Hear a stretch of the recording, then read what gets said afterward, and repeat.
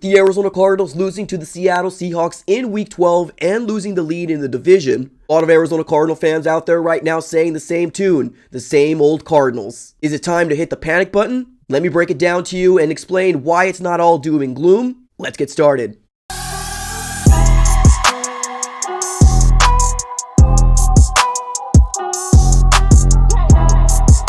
What's going on, everybody? Welcome back into another video. Definitely do me a huge favor, smack up that like button and subscribe for more Arizona Cardinals content. On this channel, we're covering the Arizona Cardinals news, breaking news, conversational pieces, everything surrounding your favorite team. So subscribe it up. It's absolutely for free. All right, everybody, let's go and dive right into it. Let's talk about the Arizona Cardinals versus the Seattle Seahawks Week 12 aftermath. And yes, there's a lot of Arizona Cardinal fans out there right now that are jumping off the, I wouldn't say bandwagon, but the thought of having faith in this Arizona Cardinals organization / team, because again, right, another opportunity where the Cardinals had to put some sort of cushion between themselves and the rest of the NFC West, and the Cardinals squandered away the opportunity. Now, I don't think people are mad about the Cardinals losing, or I guess there's some people out there that are mad about us losing, but I think the more frustration is coming around the way that how the Arizona Cardinals lost, right? And I mean, the Arizona Cardinals offense, like where the heck did they go again, right? It's definitely one of those things where you kind of blink your eyes and it felt like deja vu, right? Where we had that Green Bay Packers game and had an opportunity to win that game and take the lead in the division, but the Cardinals couldn't take advantage of the situation that was in front of them. And what you had in front of you was potentially winning this game and allowing everybody else to, right, lose and kind of dig their own grave. Now with the loss, the Arizona Cardinals are now falling to the number 2 spot here in the division at 6-5. Now the Seattle Seahawks right now are riding high right now with 2 back-to-back division wins and are now advancing to 6-5 on the season as well and leapfrog the Arizona Cardinals. Now, the Rams. I don't think anybody thought that the Rams were going to beat the Eagles this weekend. I mean, I sure as heck didn't. I mean, I didn't think the 49ers were going to be able to beat the Green Bay Packers, right? Even with Brock Purdy. So this was a prime opportunity for the Cardinals to get some sort of cushion. But of course, the Cardinals being the Cardinals, we just laid an egg, right? Especially offensively. Now, we did hear Jonathan Gannon come out and say that this defense put us in the best position to win this game. And it's the truth. This defense for the Arizona Cardinals, although the names aren't star-studded, right? The only guy that you can really think of here, right? Especially if you're talking about a fan base outside this fan base, is probably Budda Baker. Everybody else's names that we know here, well, amongst the Bird Gang, but nobody else really knows, right? But this defense really stood up and did a fantastic job against Geno Smith and JSN, DK Metcalf, Tyler Lockett, and as well as K9, which is Kenneth Walker, their running back. So overall, the Arizona Cardinals did a pretty darn good job defensively. Offensively, that's where kind of the woes and the frustration is kind of lingering out right now with the Arizona Cardinals. Now, let's talk about this here real quick, right?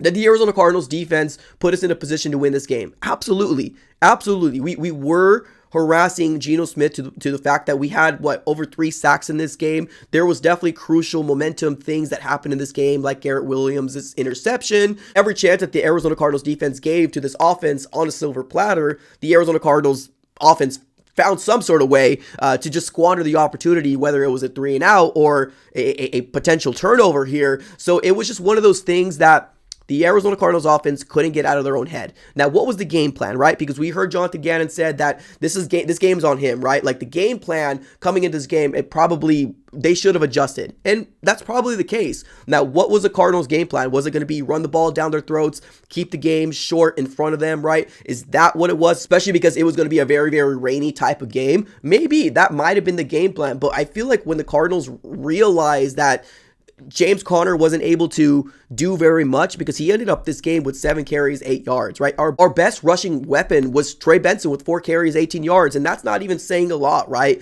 Our run game, which is supposed to be our identity of this Arizona Cardinal team, was not able to do anything at all. And it was very frustrating to see as an Arizona Cardinal fan because, of course, when Kyler Murray gets involved with his legs, we're a much different team, right? We're more explosive, we're more dynamic, but even Kyler Murray looked hesitant. He wasn't making the right reads. He wasn't looking comfortable back there at all. Now, in my opinion, do I feel like Kyler Murray played a good game today? Now, I've already seen people out there saying, oh, Kyler Murray only made 1 bad throw. No, I don't think that's the case. I don't think Kyler Murray had a good game in Week 12 versus the Seattle Seahawks. No, I think he looked unsure of himself. I think he wasn't trusting his instincts. That's a specific play when he rolled out here to the left-hand side, and I believe it was 2nd and 1 if I'm not mistaken, but I believe there was a defensive end on him, and he didn't there was not a way that Kyler Murray was going to get out of his grasp, right? So instead of throwing the ball away, he ends up giving himself up. Now, granted, we did convert that third down, thankfully, but that's kind of one of those things where Kyler Murray needs to make better decisions, right? And of course, that pick six, man, that pick six was probably one of the biggest crucial momentum swinging plays ever in this game, especially because this was going to be a defensive type of game, right? We weren't going to put a lot of points up, but being the fact that there was a 6-point swing on a Kyler Murray sailing the ball over Michael Wilson's head right in the hands of Kobe Bryant and took it to the house, that's the type of stuff that's going to get you either a win or a loss. The Arizona Cardinals had plenty of opportunities to do something, right? Now, there was also another drive where we were finally getting going, and Kyler Murray missed Trey McBride in the end zone again and sailed it over his head. So those are the type of plays that the Arizona Cardinal offense is struggling to be able to execute. And if you can't execute those plays, you're not going to win very much games. Now, going back to Kyler Murray, did Kyler Murray struggle in Week 12? Yeah, absolutely he did, right? But also, on the other side of the coin, the offensive line didn't do their job as well, right? Paris Johnson, unfortunately, had a holding call that negated a touchdown pass over to Michael Wilson. Evan Brown was getting blown up every which way, and I think Jonah Williams also kind of struggled a little bit here and there. The offensive line gave no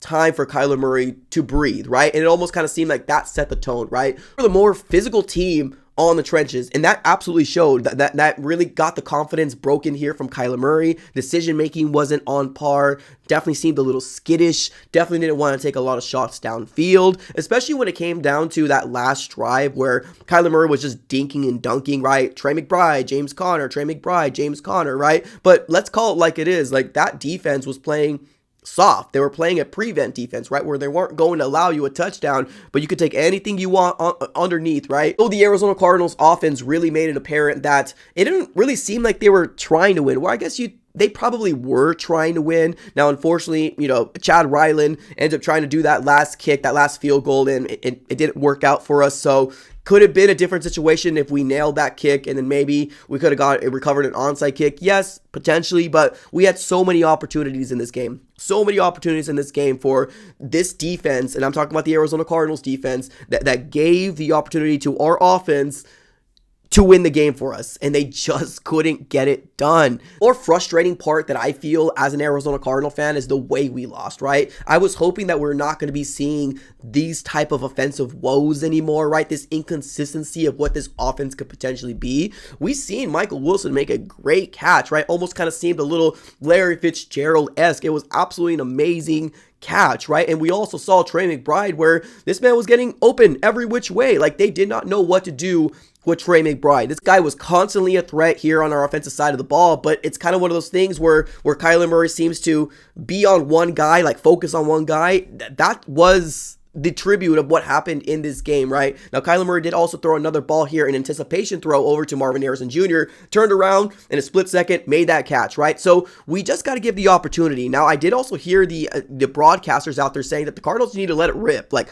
they need to let it rip. We played too conservative in this game. It was too much of this dink and dunk, short play. Let's let our run game do the talking. But at the end of the day, when you got James Conner leaving this game with less than 10 yards on the ground, you didn't do your job. Offensively, you did not do your job. Now, yes, you can blame that on James. You can blame that on the game flow. You can blame that on the offensive line. Or you can just say, hey, the defense had a very good game plan. They said, run the ball down our throats. Try it if you want. We're going to stack this box and say to ourselves, Kyler Murray, you beat us with your arm. And guess what? That fell right into the trap of what they wanted. Kyler Murray couldn't do that because he was constantly harassed. He was constantly under pressure, which caused them to be skittish, to cause them to not be confident in this offense. And of course, when you don't have a confident Kyler Murray, you're not going to be in a situation where you're going to win very many games, right? We need Kyler Murray to play at peak level, right? Stake-free type of football, and that's not what we saw in this game. So a few throws that were not very, very good made, right? Decision-making needs to be cleaned up, but I'm a big advocate of we learn a lot more from mistakes, right? So if we can learn from this game and continue another win streak, then I have no problem. I think Cardinals can be potentially right back at the top. Now, yes, we got to get through the Minnesota Vikings. Are they going to be tough? Yes, they are. But Like I said, yeah, you're only playing the team that's in front of you, right? Now, the Seattle Seahawks, we got them back. They did an absolute disrespectful thing here in replicating that whole Marshawn Lynch, grab the crotch, jump in the end zone type of thing. So if that's not enough to fuel you, Arizona Cardinals organization, the next time we come around in State Farm Stadium, I don't know what to tell you, because that was absolutely to the point saying, we got you. We own you, right? The Cardinals haven't been able to beat the Seattle Seahawks in what seems like years now. So we got to change that trend. We got to break that trend here. We got an opportunity here in 2 weeks. Of course, we got the Vikings first, but right now it's personal. Right now it's personal with the Seattle Seahawks, and I think right now the division is either Cardinals or Seahawks. As long as we have an opportunity, I'm very, very happy, ladies and gentlemen, but a lot of things absolutely need to be cleaned up in this game in Week 12. Let's fix it up and get ready here for Week 13 versus the Minnesota Vikings. All right, ladies and gentlemen, what are your thoughts here on the game and the aftermath of how the NFC West has shaken out so far? Let me know in the comments below. I appreciate y'all for tuning in as always. Have a great rest of your day, and go Cardinals.